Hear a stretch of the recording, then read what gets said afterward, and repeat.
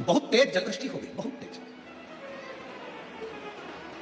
इतना तेज जलवृष्टि हुई, इतनी तेज जलवृष्टि हुई, पूरा जल भगवान शंकर की साधना पर गिर रहा था, शिव पर गिर रहा था। शंकर भगवान बड़े सुंदर दिख रहे थे, बड़े सुंदर। कभी मौका लगे तो दर्शन कर लिया करो, कभी कभी कभी ऐसा भी दर्शन करा करो जब शिवजी के शिवलिंग के ऊपर जो जलाधारी लगती है, करें आप लोगों ने दर्शन। शिवजी के शिवलिंग के ऊपर जो जलाधारी होती है और जलाधारी में से बूंद बूंद पानी शंकर भगवान के ऊपर गिरता है, शिवजी के ऊपर गिरता है। कभी कभी उसका भी प्रेम से दर्शन करा करो, बहुत ध्यान से दर्शन करा करो कभी उसका।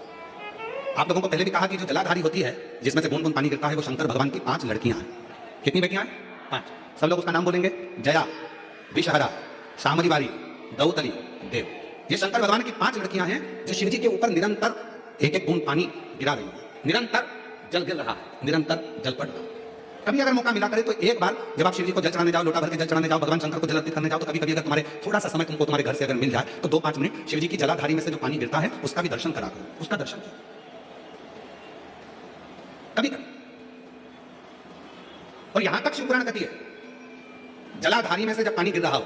और भगवान तुम्हारे हाथ में अगर कोई बेलपत्री का पत्ता हो, नहीं हो तो मंदिर की बेलपत्र जो चढ़ी चढ़ाई हो वो भी अगर